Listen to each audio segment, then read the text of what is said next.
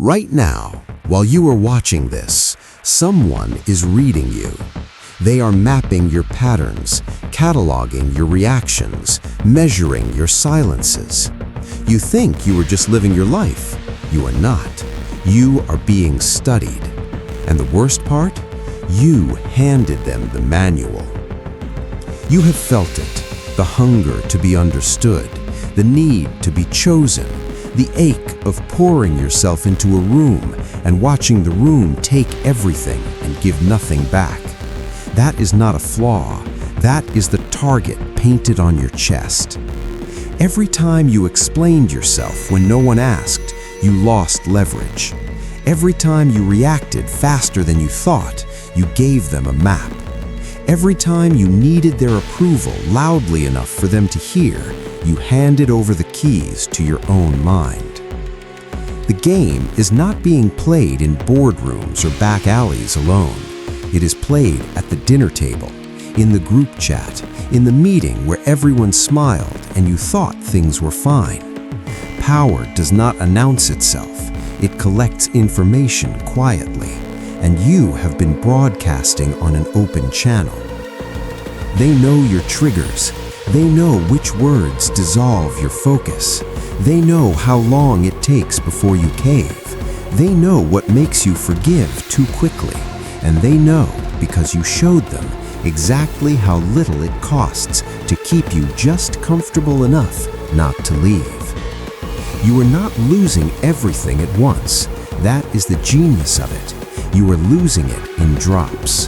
One small compromise, one moment of oversharing, one reaction that revealed everything. They are patient. They can afford to be because you keep refilling what they drain. What if there was a way to stop the bleeding, not by becoming cruel, not by shutting down, but by developing 3 specific skills, the skills that the most powerful, most sovereign people alive have been using for centuries and hiding in sight plain the whole time. These are not motivational tips. This is not a self-help seminar. What you are about to learn was carved out of war rooms and royal courts and backroom dealings that shaped history. It is a different kind of education, and most people will never have access to it.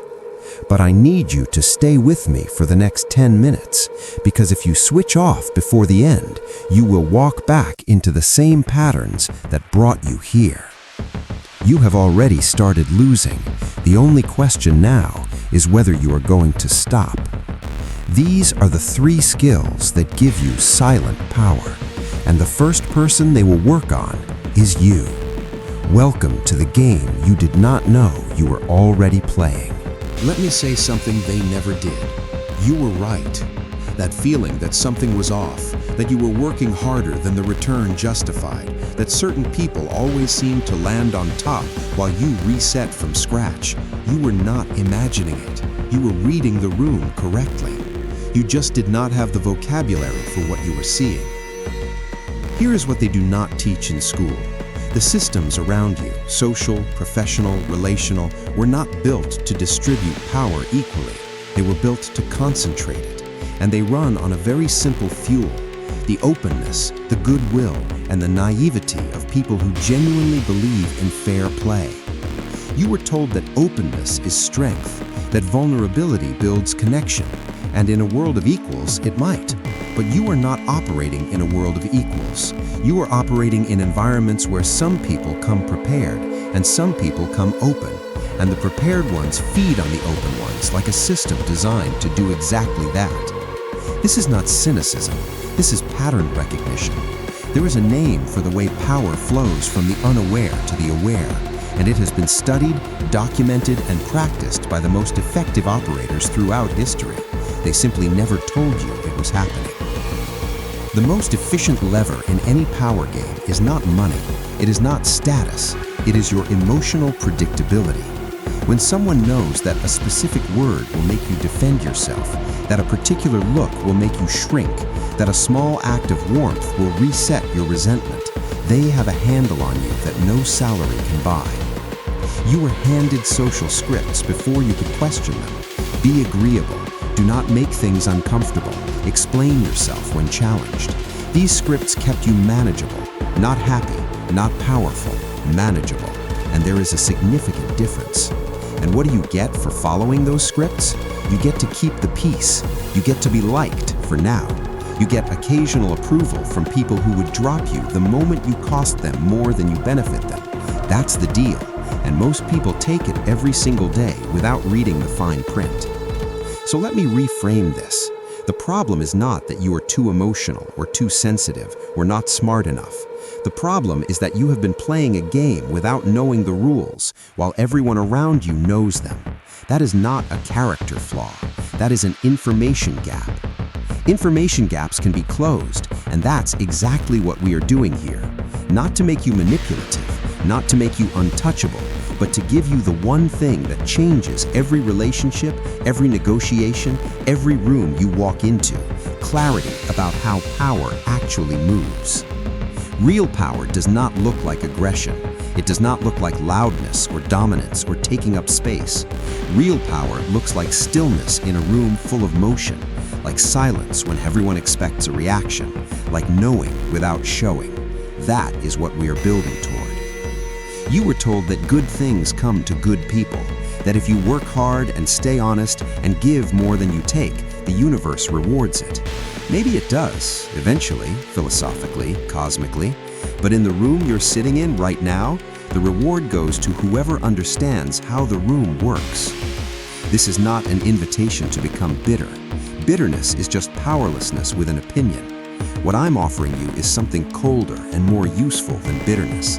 I'm offering you the ability to see clearly and then act from that clarity instead of from your wounds. The environments that told you to shrink, to share, to explain, to seek permission, they were not neutral. They were designed to keep you dependent. Dependent people are predictable. Predictable people are controllable, and controllable people serve the structure, not themselves. Now you know the environment is not neutral. Now you know the game is real. That's the first shift, not a technique, a perspective. And once you see it, you cannot unsee it. The only question that remains is, what do you do with this knowledge? One man spent 30 years studying power. He studied its architecture, its language, its weapons. He was ignored by academics, he was feared by those in power, and he gave us a map that most people never bother to read, because the map only makes sense once you admit the territory is dangerous. His name is Robert Greene, author, strategist, the man who wrote the book that every CEO keeps in a drawer and every dominance-obsessed thinker pretends not to have read. The 48 Laws of Power, The Art of Seduction, Mastery, The Laws of Human Nature, books that were called dangerous, amoral, too honest for polite company. Greene did not invent power, he excavated it. He spent years inside primary sources, the actual letters, strategies, and confessions of the most powerful humans who ever lived, and translated their methods into a language ordinary people could finally use. That is why the established world resisted him. He democratized their secrets. He drew from Machiavelli, from Sun Tzu, from Caesar and Cleopatra and Napoleon and Elizabeth I. He drew from the Chinese strategists and the Italian mercenaries and the Venetian diplomats.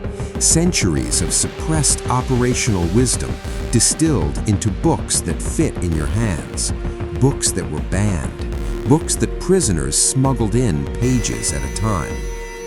The most important skill in life is the ability to see through people, to understand their true motives, not what they say, not what they pretend to want, but what they actually need and fear. Robert Greene. Sit with that. Read it again, because every skill we are about to explore flows directly from that single insight. From Greene's decades of research, 3 skills rise above the rest as the foundation of silent power. Not tricks, not manipulation, skills, learnable, practicable, transferable skills that compound over time and quietly separate the powerful from the merely busy. Here is the first. Greene did not theorize from a distance, he lived in proximity to power. He worked with musicians, strategists, entrepreneurs. He watched how the most effective ones operated and noticed that their power was almost never loud. It was structural, it was beneath the surface, it was silent.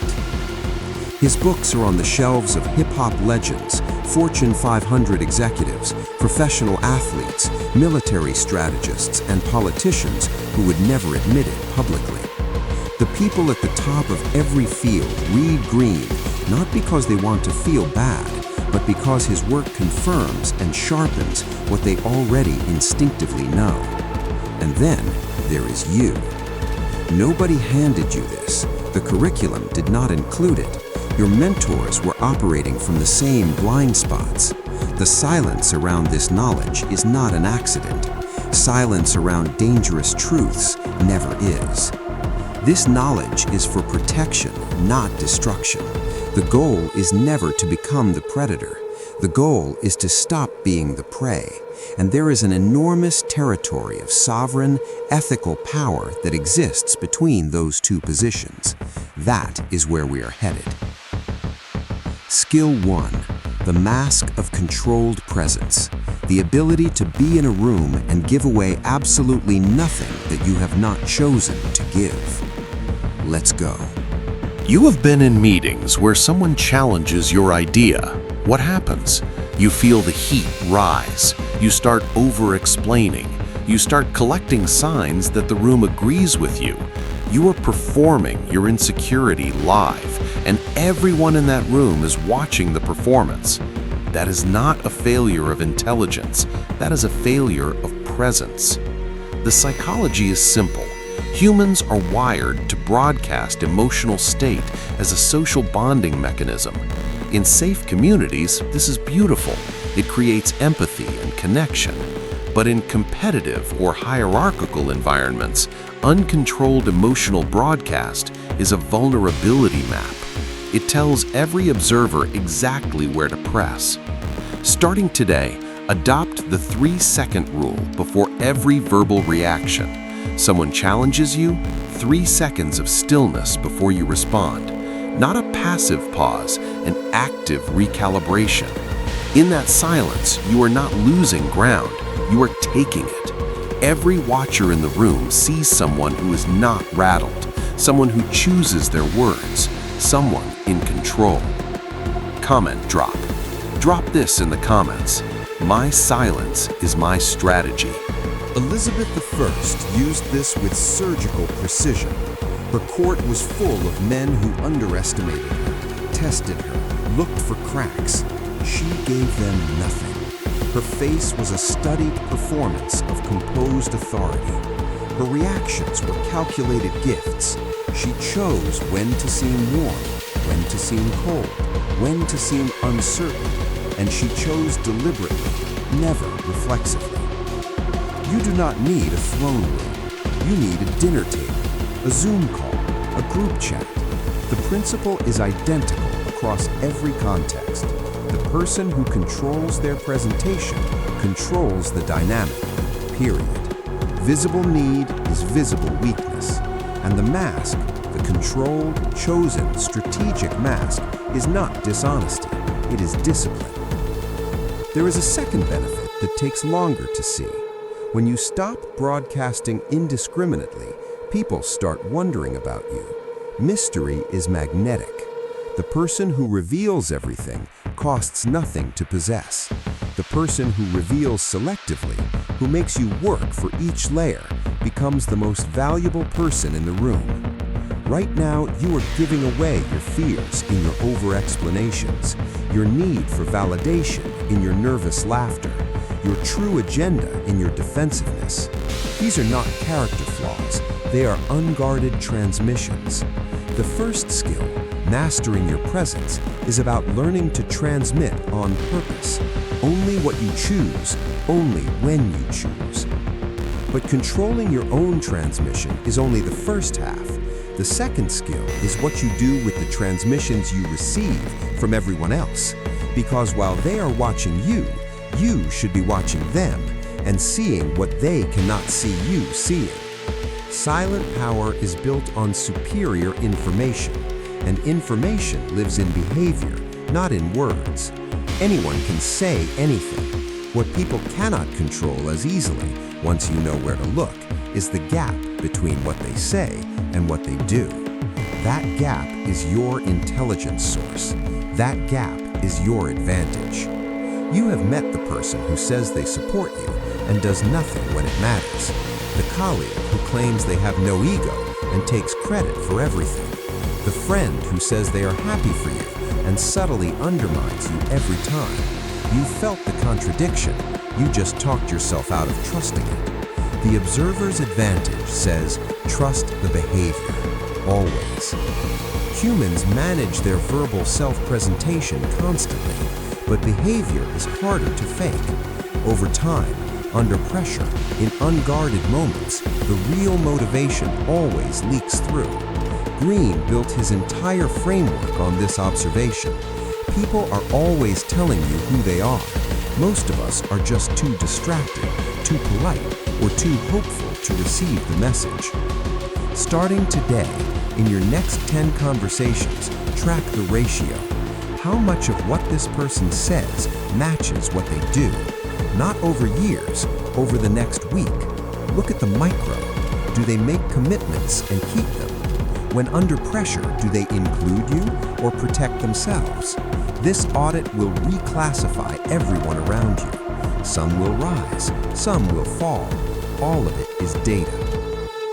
Comment drop. Drop this in the comments. I am the destination, not the pursuit. Catherine de' Medici survived decades at one of the most dangerous courts in European history by being the most observant person in every room. She watched alliances form and dissolve. She tracked who visited whom at what hour. She read the ledger of favors and debts before anyone knew she was keeping it. Her observation was her armor and eventually her throne. The observer's advantage also requires one major subtraction from your current behavior. You stop talking first. In any room, at any gathering, in any negotiation, whoever talks first leaks first. The patient observer gathers intelligence while the eager speaker depletes theirs. Silence is not emptiness. Silence is collection. Greene teaches something that most people find uncomfortable. You should test the people around you, not cruelly, strategically. Ask a small favor. See how they handle a small inconvenience you cause. Share something slightly vulnerable and observe what they do with that information. Tests reveal character faster than years of coexistence, and the data belongs to you. When you combine skill 1, controlling your transmission, with skill 2, systematically reading everyone else's, you create an information asymmetry. You know more about them than they know about you. That asymmetry is the foundation of every strategic advantage in every field that has ever existed. This is not paranoia. This is the silent power of awareness. You are sealed. You are watching. Now comes the third skill, and this one is the most misunderstood of all, because it looks on the surface like passivity, like patience, like doing nothing, but it is the opposite of doing nothing. It is the most active thing you can do. The most powerful people in any environment do less and accomplish more, not because they are lazy, because they understand that action has a social price. Every move you make reveals something. Every initiative you launch depletes political capital. The economy of action is about choosing your moves with surgical precision and letting the wrong people exhaust themselves proving they are busy. You know this pattern. You volunteer for everything because you think visibility leads to value. You respond immediately to every message because you want to seem available and reliable. You take on the extra project because saying no feels dangerous. You are everywhere, and nobody particularly needs you anywhere, because what is everywhere is never scarce, and scarcity is the source of value. The psychology comes from scarcity economics applied to human attention. What is rare is valued. What is common is taken for granted. When you overgive your time, your opinions, your energy, you teach everyone around you that you are abundant and cheap.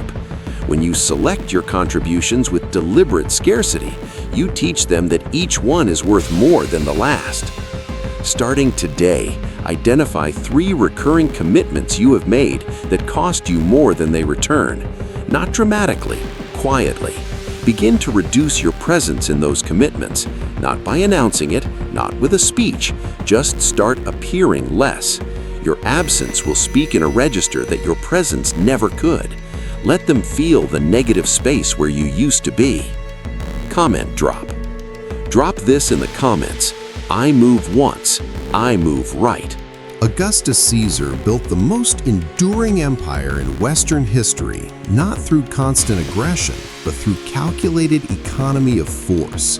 He waited, he watched, he let his enemies extend themselves, and when he moved once, decisively, with overwhelming preparation behind a minimal action. The Roman world did not see most of his power, they felt its results.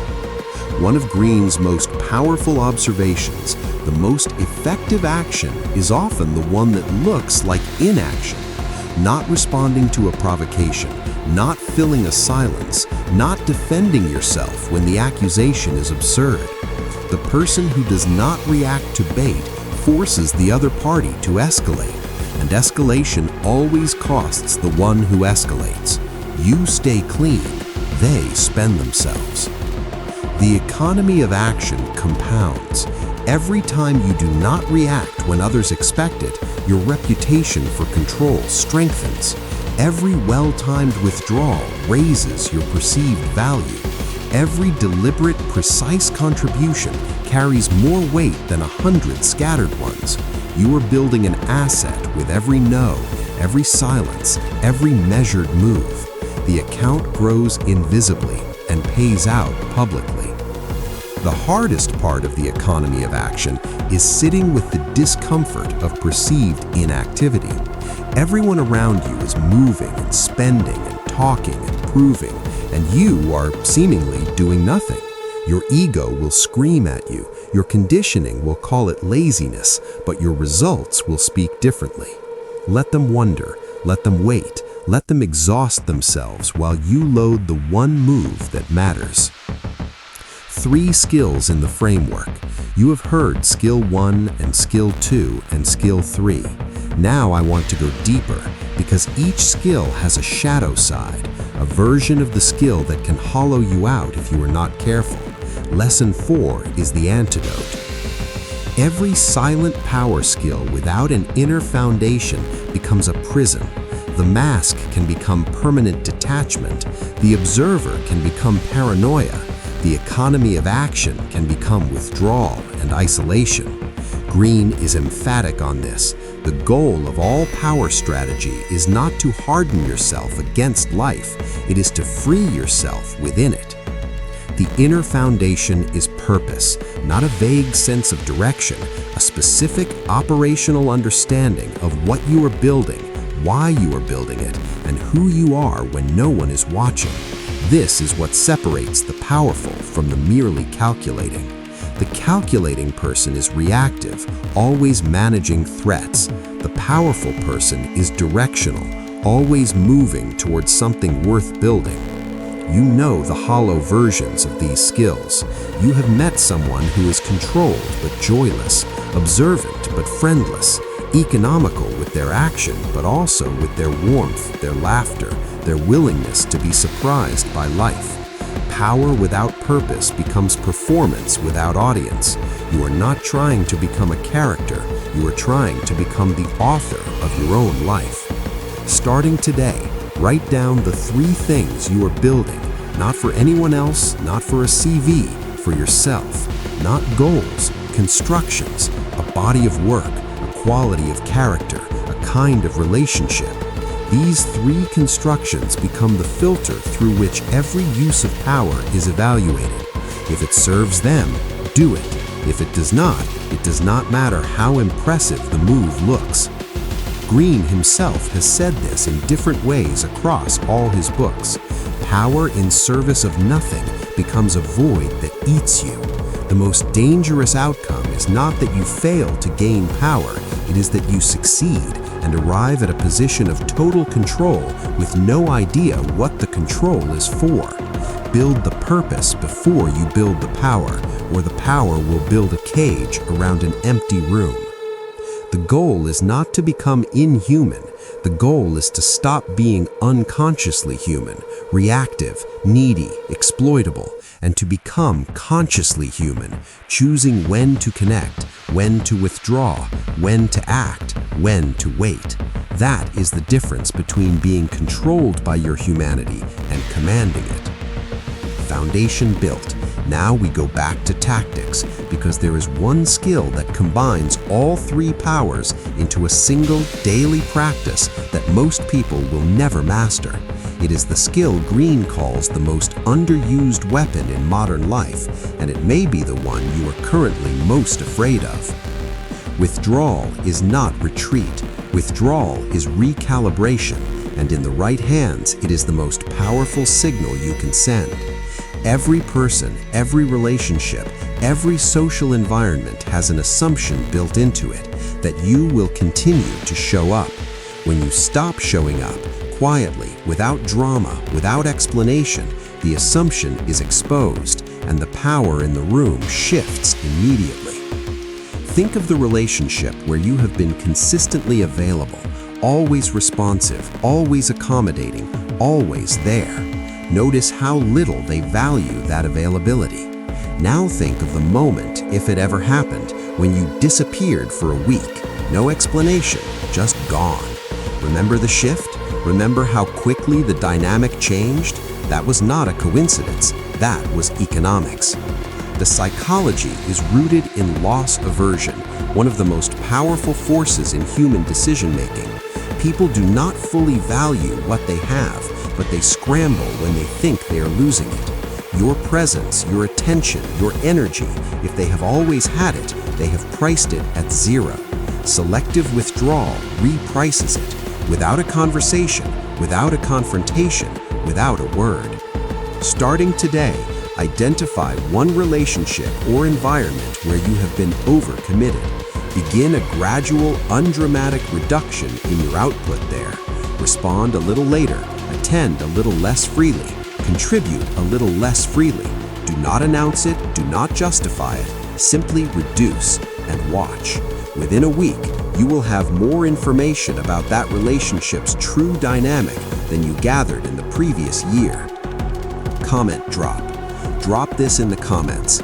My absence is more powerful than your presence. The key distinction: reactive withdrawal and strategic withdrawal are completely different. Reactive withdrawal is running away because you are hurt. It signals damage and need. Strategic withdrawal is calm repositioning. It signals independence and choice. One is emotional, one is architectural. Only one builds power. The other confirms vulnerability, and the observer knows immediately which one they are watching. When you combine the three skills, controlling your transmission, reading their behavior, economizing your action, the withdrawal is not a tactic. It is a natural expression of someone who has calibrated their environment and decided their presence belongs somewhere more worthy. That is not cold. That is self-respect operating at its highest frequency. You have been armed. 3 skills, 1 foundation, 1 withdrawal strategy. Now the final lesson, and it is the one that ties the entire framework together. It is about time. Specifically, why the most powerful people in history played a longer game than anyone around them thought possible, and how you start playing it starting today. Silent power is patient power, and patience in an impatient world is its own form of dominance. The culture you live in is wired for instant output, instant validation, instant results. Every system around you rewards the quick and punishes the considered. But the greatest operators in every field, without exception, played a time horizon that dwarfed everyone else's, and that horizon was their true advantage. You have felt the pressure to have arrived already. Your peers are posting their results. The algorithm is rewarding people who seem to have figured it out. And you, still building, still learning, still in the middle of the process, start to feel like you are behind. That feeling is not evidence of failure. It is evidence that you are playing on someone else's timeline. Stop. That is not your game. Short-term thinkers optimize for the approval of today's room. Long-term thinkers build assets that compound beyond any single room. The psychological engine behind the long game is this. You stop needing the validation of this moment because you are building something that will speak for you across many moments you have not yet entered. Current comfort is not the goal. Permanent position is. Starting today, identify one area of your life where you have been optimizing for short-term approval and begin reorienting toward a longer horizon, not decades, a year. What decision would you make in this area if the only judge was your own assessment of yourself 12 months from now? Make that decision today. The long game starts the moment you stop auditing your progress against the wrong timeline. Abraham Lincoln was called incompetent, naive, and hopelessly behind political reality by virtually every strategist of his era. He absorbed insults that would have destroyed most people. He moved at a pace that drove his allies mad. He played a game that none of his contemporaries could see because it was being played across a timeline they could not conceive. He was not slow. He was building something too large for the impatient to recognize. Here is what most people cannot understand about the long game. It requires you to be comfortable being misread in the present, to let people underestimate you, to accept looking slow or undecided or irrelevant for as long as the game requires. Most people's egos cannot survive that. That inability is precisely what separates them from the people who win across decades. The long game has a side effect that Greene documents repeatedly. It breaks the people who are playing the short game against you. Impatient adversaries escalate, they overextend, they make visible errors chasing results they cannot wait for.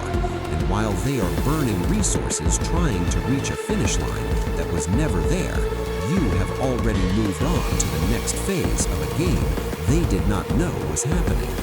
The three skills, controlled presence, the observer's advantage, economy of action, are all instruments of the same long game.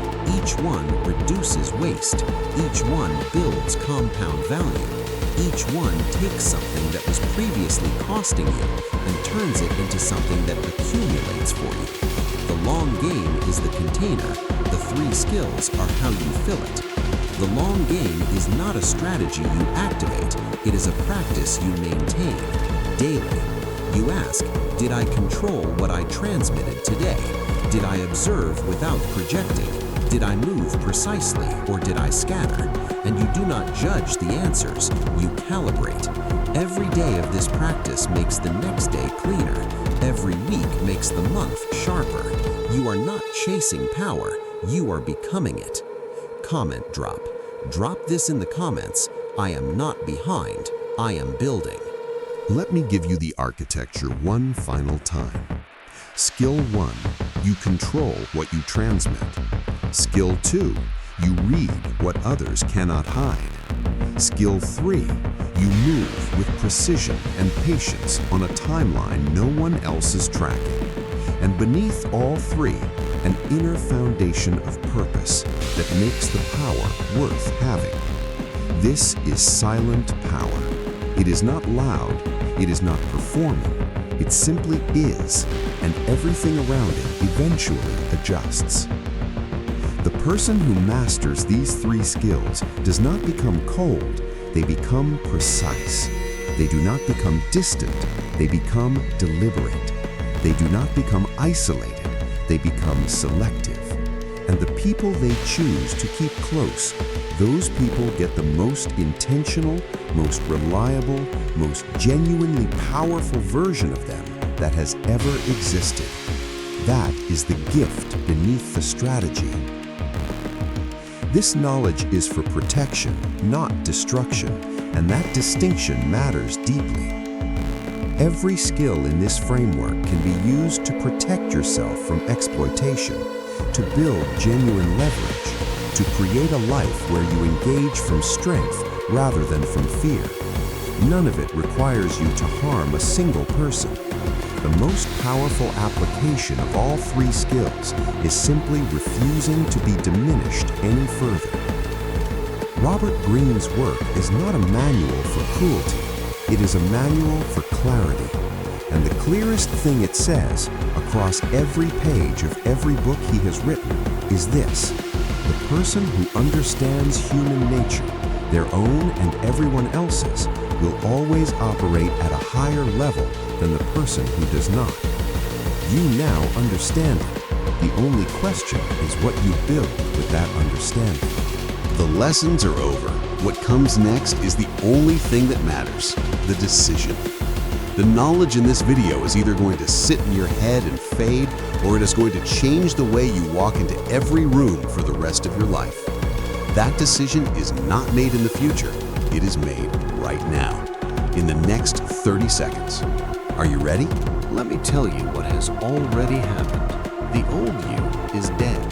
The version of you that walked into rooms needing something from them, that version does not survive contact with this knowledge.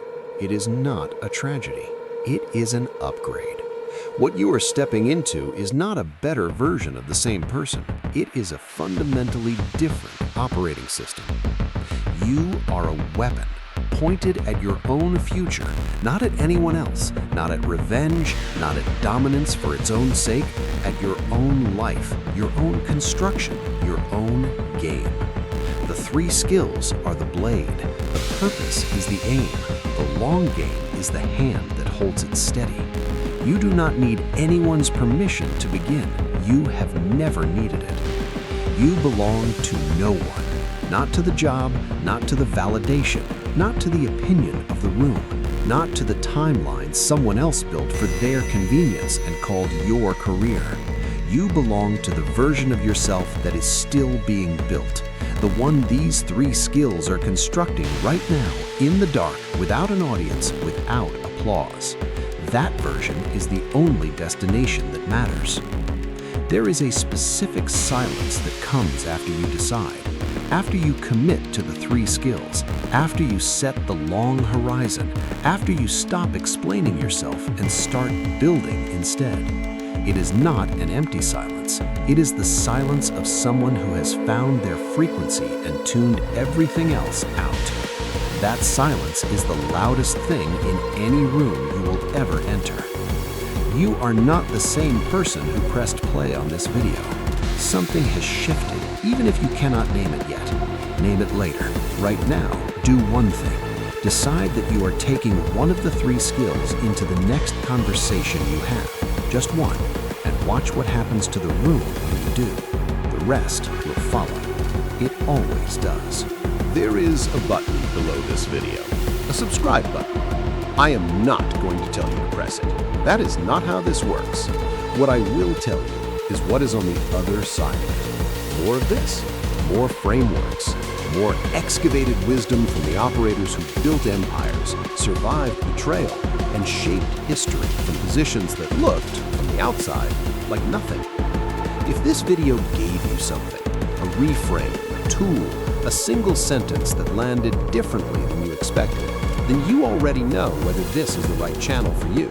You do not need me to tell you. That instinct is the first form of the observer's advantage working in your own life. Trust it. Every video on this channel is part of the same excavation. Different philosophers, different frameworks, same commitment. To take the knowledge that has always existed at the top of every field and make it available to anyone willing to do the work of understanding it. The archive is open. The question is whether you are staying. If you subscribe and turn on notifications, you will know the moment the next excavation is complete. That is the practical reality. But more than that, every notification is a reminder that you chose this. that you are someone who does this work, that you are building the version of yourself that most people in your life have not met yet. Give them time, they will. Before you go, one question, and I want you to sit with it, not answer it immediately, not reach for the comfortable response. Sit with it the way the long game requires. Here it is. What is the one area of your life where you have been performing openness, telling yourself it is honesty, when what you are actually doing was asking for permission? Leave your answer below, and then go be unavailable for a while. You know why.